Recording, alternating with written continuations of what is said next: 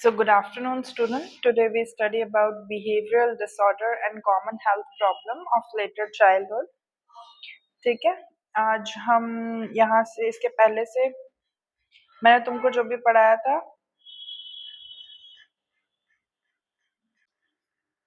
Okay so यहाँ पे कल हमने पढ़ा था प्रोटीन एनर्जी माल न्यूट्रिशन। ठीक है, तो अभी हम प्रीसियस प्यूबर्टीज के बारे में देखेंगे। बच्चों में प्यूबर्टीज की एज जो होती है वो देखेंगे। तो सबसे पहले इसकी डेफिनेशन देखते हैं। Definition word precious. Precious means development of physical mental earlier then expected. बच्चे अपनी उम्र से पहले बड़े जो हो जाते हैं वो उनके बारे में यहाँ पे बात हो रही है। तो प्रिकॉशियस प्यूबर्टी में ये डिफाइन होता है puberty before the age of 8 years in girls और 9 years of boy, considered precocious in some case of menarche before the age of 10 years in girls are also considered as a precocious puberty. इसमें कई जो girls है उनका जो generally puberty की as start होती है हमारी 12 to 14 years से टिल 19 years तक, पर यहाँ पर पहले ही हो जा रही है। तो 10 साल से भी पहले, तो 8 साल से जो प्यूबर्टी स्टार्ट होती है जिसमें मेनार्की जो फर्स्ट मेंसेस आते हैं उस कंडीशन को बोला है प्रिकॉशियस प्यूबर्टी। सिमिलरली जो बच्चे हैं 9 years एज ऑफ बॉयज जो रहते हैं उनमें भी ये सब चीजें देखने को चेंजेस देखने को मिलते हैं, तो उनको भी प्रिकॉशियस प्यूबर्टी में कंसिडर्ड किया है। ठीक है, तो यहाँ पे टाइप्स ऑफ प्रिकॉशियस प्यूबर्टी, इसके दो टाइप्स होते हैं, एक सेंट्रल प्रिकॉशियस प्यूबर्टी और एक होता है पेरिफेरल प्रिकॉशियस प्यूबर्टी। जो सेंट्रल प्रिकॉशियस प्यूबर्टी होता है इसको हम प्रिकॉशियस प्यूबर्टी, ये जो होता है ये excessive gonadotropin releasing hormone GTRH ये अपने हाइपोथैलेमस एंटीरियर पिट्यूटरी ग्लैंड से सिक्रीट होता है पास डिस्टेलिस से। ठीक है, तो ये जो GTRH हार्मोन है इसका सिक्रीशन ज्यादा होने की वजह से सेंट्रल प्रिकॉशियस प्यूबर्टी होती है।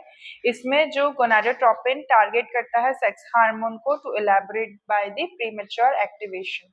ये सेक्स हार्मोन पे एक्ट करने के बाद ये प्रीमेच्योर एक्टिवेशन होता है जो कि हाइपोथैलेमिक और प्यूबर्टी गोनाडल से जो HPG एक्सेस है वहां से रिलीज होने की वजह से ये प्यूबर्टी अर्लियर एज में होने के चांसेस होते हैं।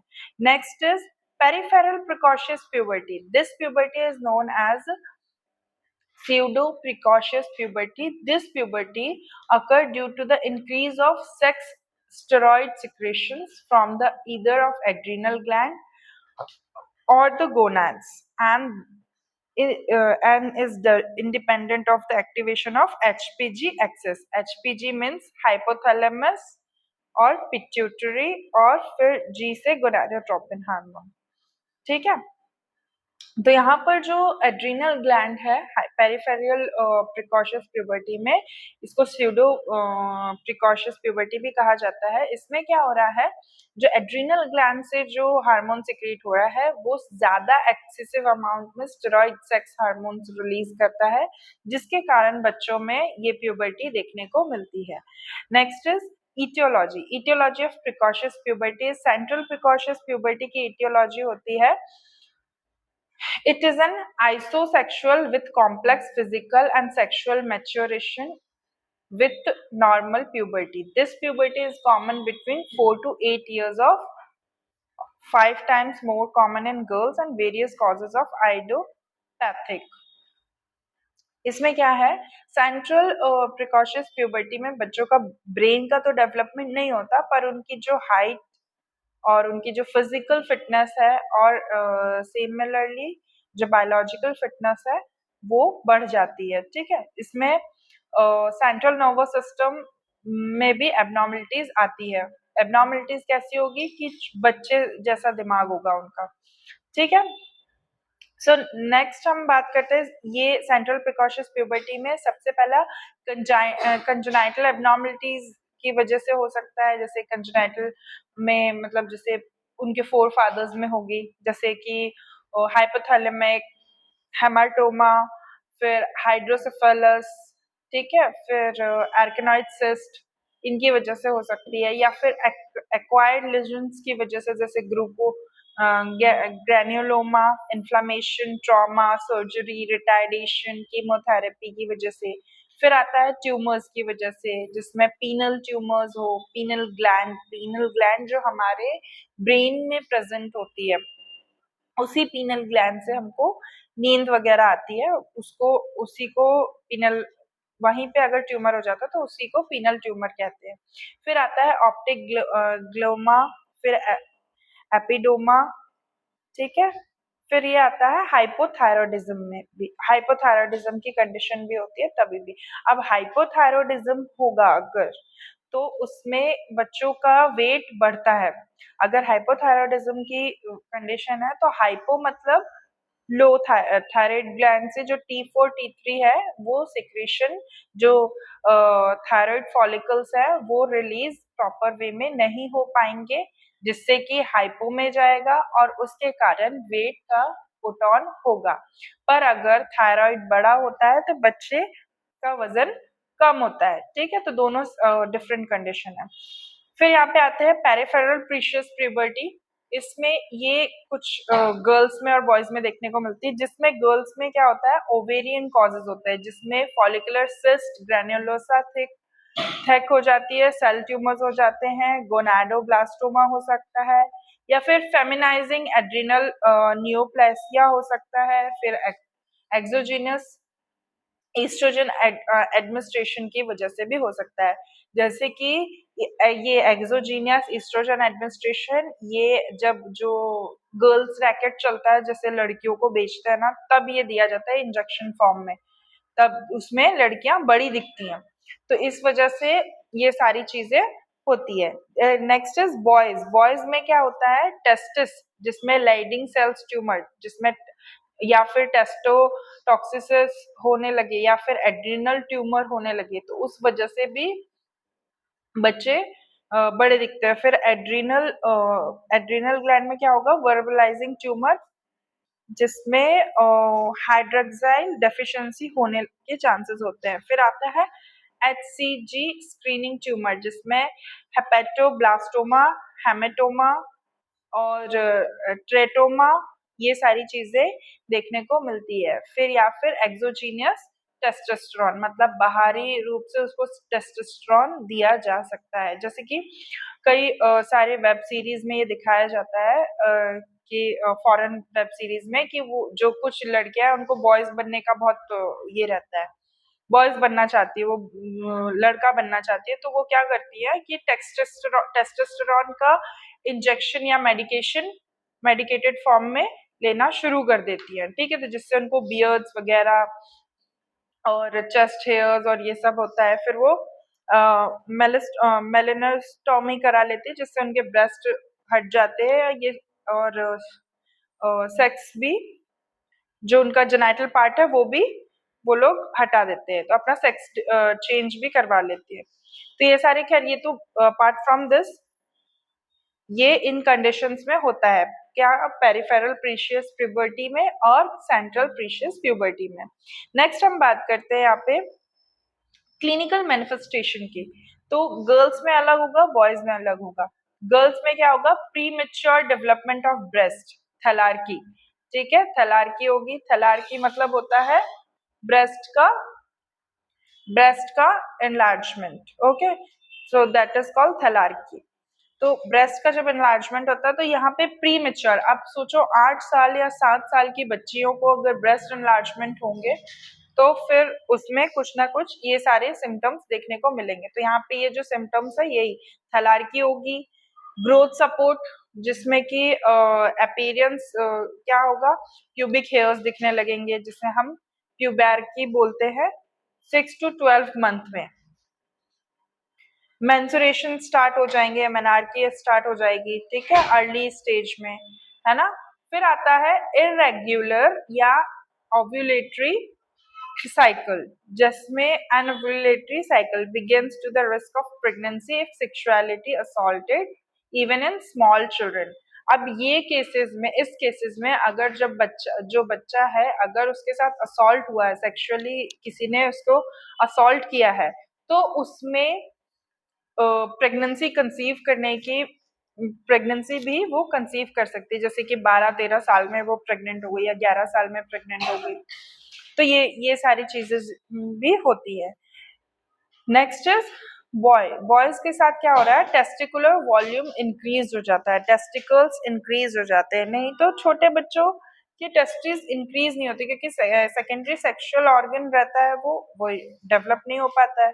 लेकिन इस केस में मोर देन 3 ml enlargement आ जाता है, ठीक है। फिर आता है लीनर ग्रोथ हो जाती है, linear growth increase the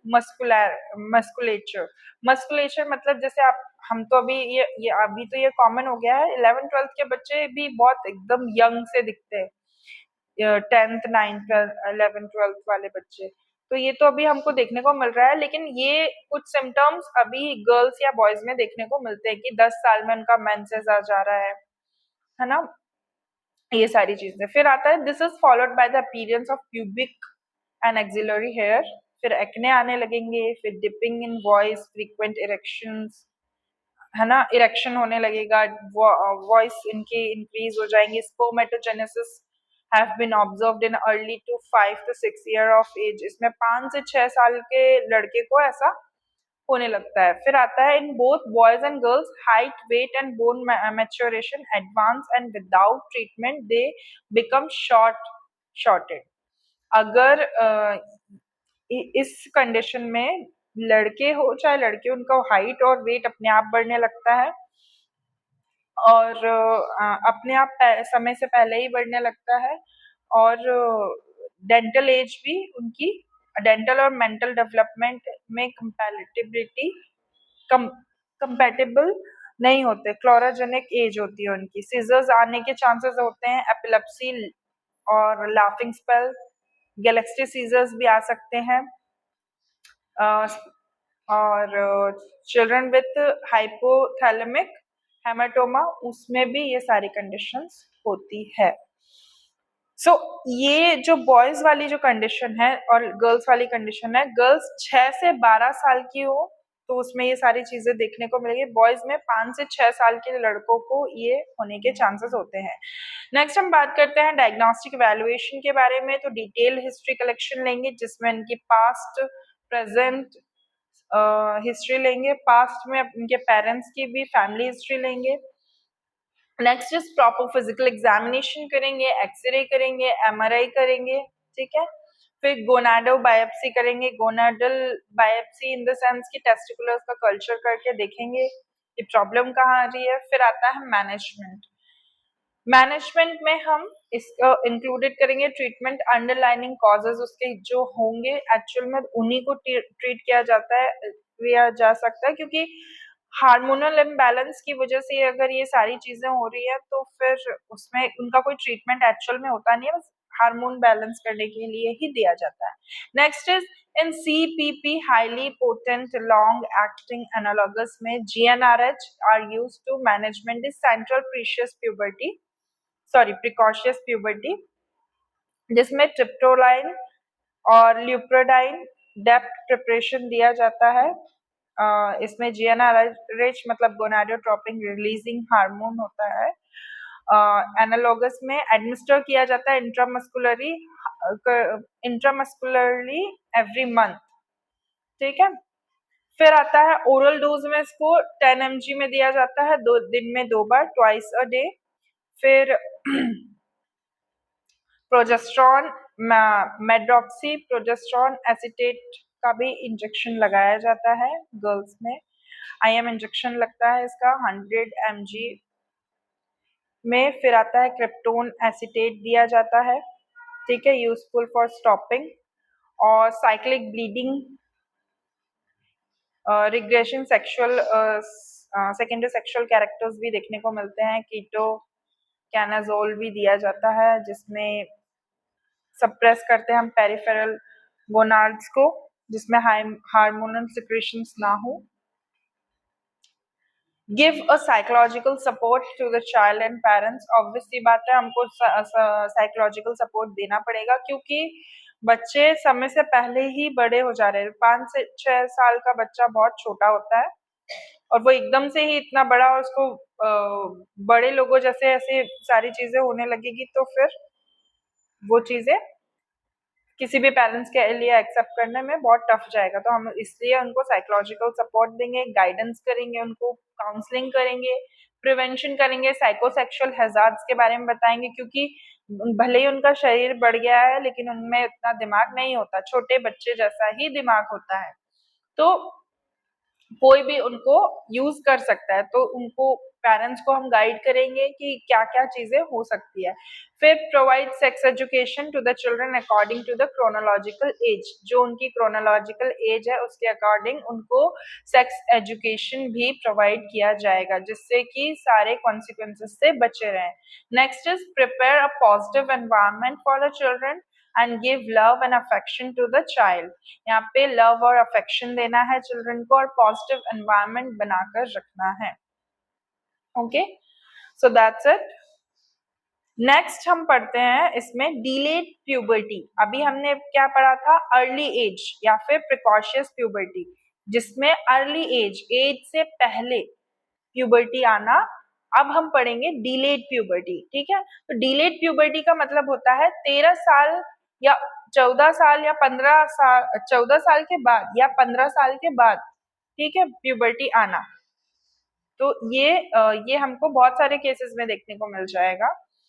delayed puberty में क्या होता है, delayed puberty is defined as a sign of sexual development such as increase the volume of testis. It's not developed even the age of 14 years. A breast building by the 13 years in age. ये दोनों चीज नहीं develop होगी 13 और 14 years cross करने के बाद भी, उसी को डिलेड प्यूबर्टी कहा गया है। इंसिडेंट रेट इसका है 1000 में से 25% बॉयज अफेक्टेड है और गर्ल्स भी अफेक्टेड है। बॉयज तो कम अफेक्टेड रहते हैं लेकिन गर्ल्स इसमें मोर देन बॉयज अफेक्टेड है। नेक्स्ट इज इटियोलॉजी और delayed puberty. Etiology, what are the etiology? यहाँ पे the most common cause in boys is constitution delayed in puberty. Turner syndrome देखने को मिलता है, इसे common in girls. Central nervous system में एब्नॉर्मलिटीज होती है, diminished gonadotropin, gonadotropin releasing hormone का प्रोडक्शन नहीं हो पाता है, सिक्रेशन नहीं हो पाता है। In some causes of delayed puberty, क्योंकि देखो उसमें नहीं हो पा रहा था, उसमें जल्दी हो जा रहा था, और इसमें इसमें जो रिलीजिंग हार्मोन है वो डिले होता जा रहा था, ठीक है। तो यहाँ पे आ रहा है constitutional delayed in growth and puberty development, ठीक है। फिर आता है क्रोनिक सिस्टमिक डिजीज, एनोरेक्सिया होने के चांसेस होते हैं। फिर आता है एनोरेक्सिया इन द सेंस की भूख ना लगना। फिर आता है hyper gonadotropin, hypogonadism. Hyper gonadotropin, gonadism hypo में चल जाएगा, जिसमें हाई एफएसएच होगा, ल्यूसिनेटिंग हार्मोन होगा, है ना, फॉलिकल स्टिमुलेटिंग हार्मोन और एफएसएच, और गोनाडल और डिसऑर्डर्स होंगे, ठीक है। जिसमें टर्नर सिंड्रोम, 40XO और नैनो सिंड्रोम और क्लिम्फर सिंड्रोम 47XXY क्रोमोसोम होता है। फिर आता है anti cancer therapy, neoplasm of gonads देने की वजह से। फिर आता है ऑर्किड्स। फिर आता है वॉशिंग टेस्टिस सिंड्रोम, ठीक है, वैनिशिंग टेस्टिस सिंड्रोम, जिसमें जब ये वैनिशिंग टेस्टिस सिंड्रोम में क्या होता है, जब बच्चा फीटल ग्रोथ में होता है, जब माँ के पेट में होता है, तब उस टाइम पे कुछ समय तक, मतलब 3 महीने के पहले पहले वो पूरा बन नहीं पाता है। तो बन नहीं पाने की वजह से जो टेस्टिस हैं वो, मतलब जेनेटिकल्स डिसाइडेड नहीं होते, तो टेस्टिस और जो अपना फीमेल जेनेटल ऑर्गन है वो डेवलप नहीं होता। तो टेस्टिस है ना, स्टमक अम्बलाइकल के पास होती है, तो वो नीचे खसक कर नहीं आ पाती है। दैट इज वाई यहाँ पे क्या होता है, यहाँ पे वैनिश टेस्टिस सिंड्रोम कहा गया है। वो वैनिश मतलब कि वो गायब हो जाती है, वो दिखती नहीं है, ठीक है। तो वो नीचे खसक के नहीं आ पाती है at the time of delivery, labour के टाइम तक भी नहीं आ पाती है, तो उस कंडीशन को हम वैनिश टेस्टिस सिंड्रोम भी कहते हैं, ठीक है। मतलब शेप और साइज तो बना रहेगा, लेकिन जो टेस्टिस है, गैमेट्स हैं, वो नीचे नहीं आ पाते हैं। फिर आता है टेस्टोस्टेरोन बायोसिंथेटिक डिफेक्ट्स और इनफिल्ट्रेशन, ठीक है। और ऐसे सारे मेल्सनस सिंड्रोम्स हैं, ठीक है। फिर आता है clinical manifestation in females, deficiency of breast development at the age of 13 to 14 years, in male deficiency of testicular enlargement at the age of 14 years, और complete failure progression through the puberty changes, no growth support। इसमें females में deficiency होती है breast development की 13 से 14 साल तक, deficiency होती है 14 साल में बच्चों की, जो मेल्स होता है उसमें टेस्टिकुलर इलाजमेंट नहीं हो पाता, तो ये सारे इसके सिम्टम्स होते हैं। Next is diagnostic evaluation. Diagnosis क्या करेंगे, फैमिली हिस्ट्री लेंगे, डाइटरी असेसमेंट करेंगे, मतलब उनका खान पान कैसा है। कई बार क्या होता है, बच्चों का खान पान ठीक से नहीं होता है, उनका न्यूट्रिशन ठीक से नहीं होता है, तो उस कारण से भी बॉडी ग्रो नहीं कर पाती है। सेक्सुअल डेवलपमेंट जैसे such as testicular size, paraphilic length, sexual hair, breast development should be assessed. ये सारी चीजें हम चेक करेंगे। Next is growth velocity check करेंगे, बोन में कितनी जल्दी बोन ग्रो कर रही है, सिम्टम्स चेक करेंगे, स्पेसिफिक सिंड्रोम का चेक करेंगे,